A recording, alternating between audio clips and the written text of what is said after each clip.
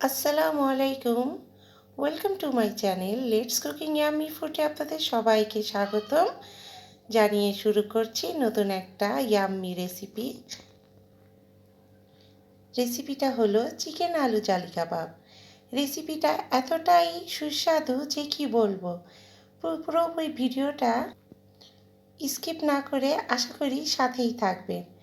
এখানে আমি 4টা বড় বড় সাইজের আলু নিয়ে নিয়েছি এবং ব্রেস্ট সাইজের চিকেনের 3 পিস চিকেন আমি ছোট ছোট পিস করে কেটে নিয়েছি। এটাকে গ্রাইন্ডারে মিহি করে নেওয়ার কোনো দরকার নেই। তো চলুন দেখে নেওয়া যাক পুরো রেসিপিটা। ফার্স্টে আমি একটি প্যানে আদা রসুন এবং হলুদ গুঁড়া দিয়ে ভালো করে মশলাটাকে কষিয়ে নিব। এখানে আমি সামান্য পরিমাণ লবণ দিয়ে দিয়েছি। এবার আমি চিকেনগুলোকে দিয়ে দিব।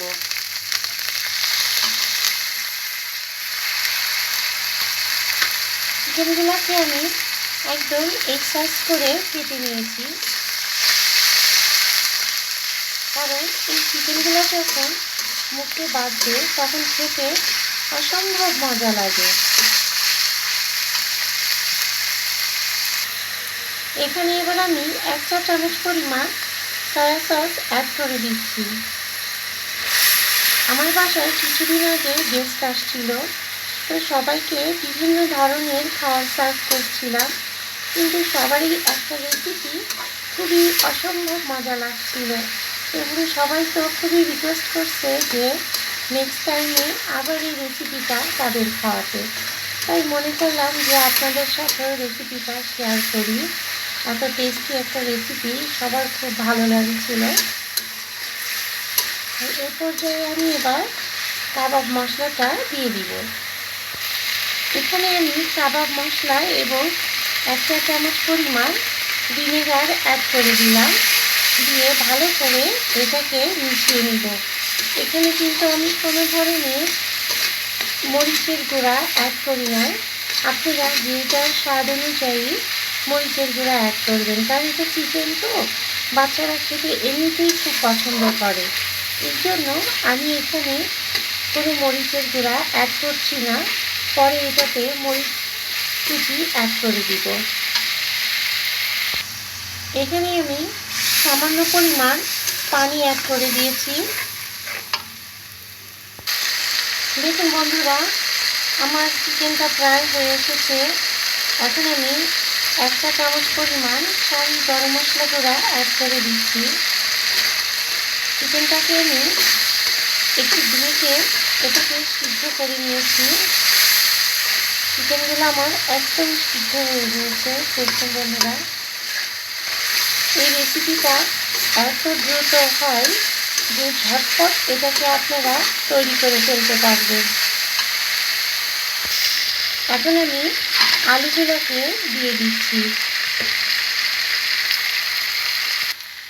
দেখুন বন্ধুরা, আলুটাকে এইভাবে চিকেনের সাথে একদম মিশিয়ে দিতে হবে।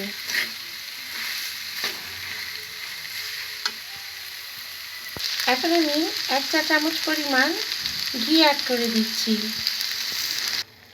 চুলাটাকে অফ করে এখন আমি কাঁচা পেঁয়াজ এবং কাঁচা মরিচ কুচি অ্যাড করে দিচ্ছি। এখানে আপনারা চাইলে ধনের পাতাও অ্যাড করতে পারেন, কিন্তু আমি এখানে অ্যাড করি নাই, কারণ বাচ্চারা ধনের পাতার ফ্লেভারটা কম পছন্দ করে। এই জন্যই আমি এখানে ধনের পাতা অ্যাড করি নাই। আপনাদের টেস্ট অনুযায়ী আপনারা ধনের পাতা অ্যাড করে দিয়েন। এখন আমি কাবাবগুলোকে এরকম শেপ করে নিয়েছি এবং একটি বাটিতে আমি ডিম গুলিয়ে নিচ্ছি।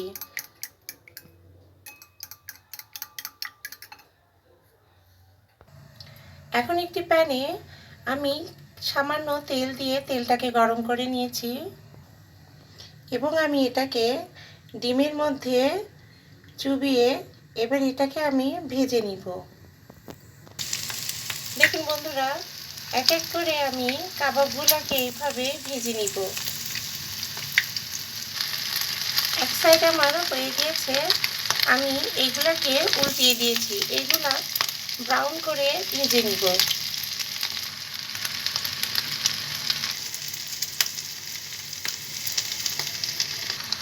দেখুন বন্ধুরা, সাইড দিয়ে আমি আরও 3টে কাবাবগুলোকে অ্যাড করে দিয়ে এগুলাকে আমি একসাথে ভেজে নিচ্ছি। এই কাবাবগুলো খেতে এতটাই টেস্টি, এটা আপনারা বিকালের স্ন্যাক হিসেবেও খেতে পারেন। একবার খেলেই মনে হবে বারে বারে এই রেসিপিটা অবশ্যই রান্না করে খায়। তো কাবাবগুলো আমার ব্রাউন রঙের হয়ে এসেছে, এখন এগুলোকে আমি তুলে নিব। তো বন্ধুরা, একে একে আমার সব কাবাবগুলা ভাজা হয়ে গিয়েছে। দেখুন, দারুণ টেস্টি চিকেন কাবাব, চিকেন আলু জালি কাবাব।